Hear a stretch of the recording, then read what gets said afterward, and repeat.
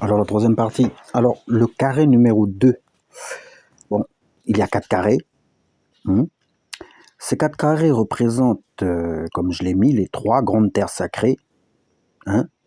Et le 4e carré représente les terres d'aujourd'hui, comme les Indiens Hopis le disent, les 3 premiers mondes, avec Cascara le 3e monde.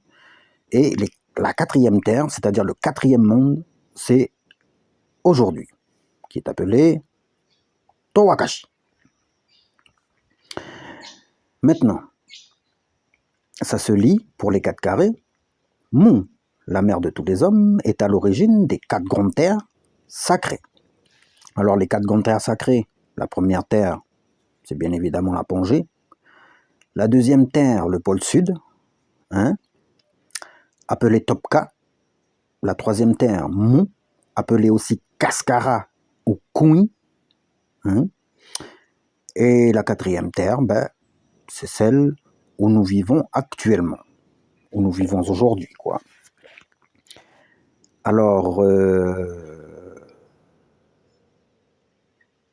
oui, ça se lit. Mu, la mère de tous les hommes, est à l'origine des 4 grandes terres sacrées. Alors, dans les 2 premiers, le 1 et le 2, les 2 premières explications, nous avons déjà là une définition, ou plutôt le fait que les Hopis ont dit qu'il y ait 3 premières grandes terres et les 4 et la 4e qui la succède. Nous avons confirmation sur ce dessin, sur ce pétroglyphe kanak, que oui, il y a bien 4 grandes terres au début de la création. Alors, nous continuons. Alors, en 3, il y a 5 carrés. Alors, le chiffre 5, comme je l'ai mis, représente le créateur sur l'île de Mu, c'est-à-dire Ra, ou Ramu. Alors, le 5e carré ne se lit pas, car il représente l'univers et son créateur, c'est-à-dire Ra. Alors, dans le carré central, vous avez une représentation hiératique d'une vague. Alors, nous avons le chiffre 5, la représentation de Dieu, ou le chiffre symbolique de Dieu, le créateur, Ra. Les 4 carrés qui représentent les 4 grandes terres sacrées. Et il y a le carré du milieu qui se lit Mu, la mère patrie, avec une vague en son centre. Alors ce carré, tout simplement, se lit Ra, le créateur, est à l'origine des 4 grandes terres sacrées, dont Mu, la mère de tous les hommes, qui fut engloutie par les eaux. Alors, nous voyons très bien que dans ces 3 représentations, que toute la légende des Hopis tient en un seul dessin sur un pétroglyphe kanak. Donc, quand vous vous retrouvez en face de ce dessin en ce temps-là, et que vous savez lire le hiératique comme je l'ai expliqué pour d'autres représentations qui viennent directement du livre de James Chochoa, vous vous retrouvez en face de ces carrés, et normalement, si vous savez lire le hiératique, la phrase elle est simple. Alors nous lisons 1, 2, 3. Mu, la mère de tous les hommes, est à l'origine de la première, 2e et 3e grande terre sacrée. Mu, la mère des hommes, est à l'origine des 4 grandes terres sacrées. Ra, le créateur de l'univers, est à l'origine des 4 grandes terres sacrées, dont Mu, la mère des hommes, qui fut engloutie par les eaux. Alors comme je l'ai dit, la légende des Hopis tient sur un seul pétroglyphe kanak. C'est-à-dire que toute cette histoire se résume à ça.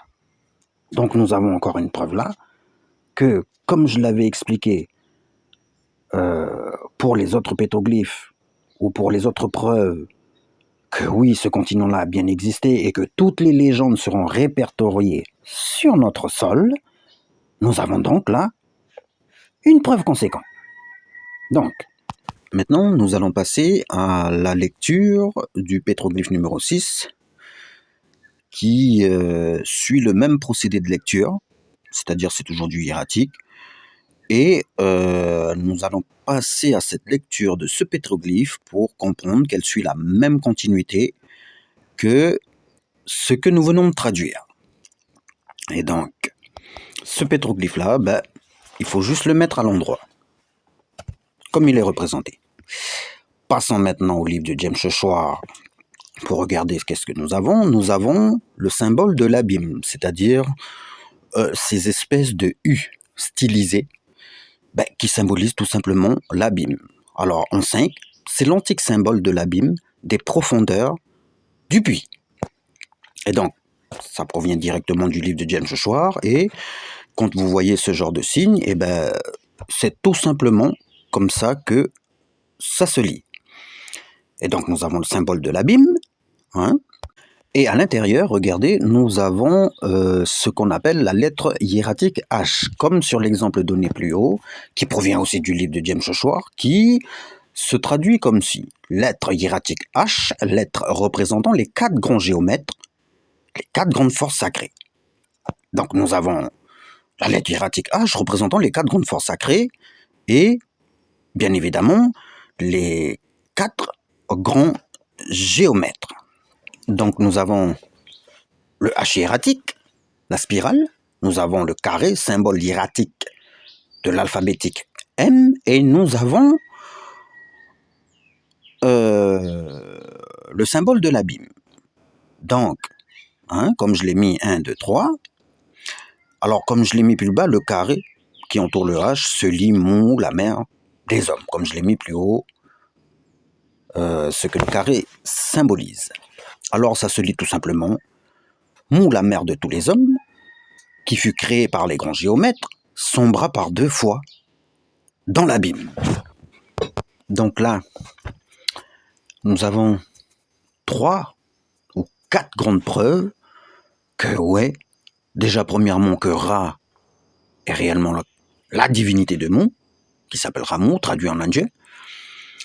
Comptez en indien qui confirme que Ra fait le premier, et 3 et 4 qui confirment bien que les traductions des tablettes Nahakal mexicaines découvertes par William Niven nous confirment que, oui, Mu est la mère patrie, qu'elle sombra, mais grâce aux légendes des Indiens Hopis, on se rend compte que la majeure partie de cette légende qui est en référence avec la destruction et la noyade de Mu, elle est inscrite sur nos roches, sur nos pétroglyphes, qui sont Kanak, car comme le disait le vieux Pumarambarara, c'est là que nos vieux faisaient l'école. Mais bien évidemment, on ne prend jamais en compte ce que les Kanaks disent à propos des pétroglyphes. Ça a toujours été comme ça, même pour l'histoire. Donc, nous avons là 4 grandes preuves que oui, les descendants Kanaks sont bien les descendants de cette fameuse grande île qu'on appelle Mu. Alors nous continuerons par la suite, dans la 4e partie, avec la continuité, ou plutôt la suite de la toute première vidéo qui consiste à démontrer que oui, Ra est réellement la divinité suprême de Mu, qu'il en est le maître, qui est le créateur de l'univers, tout simplement parce que il est aujourd'hui en Afrique, et il l'a toujours été. Alors nous continuerons la 4e partie pour démontrer, bien évidemment, grâce au pétroglyphe, que Ra est réellement la divinité suprême.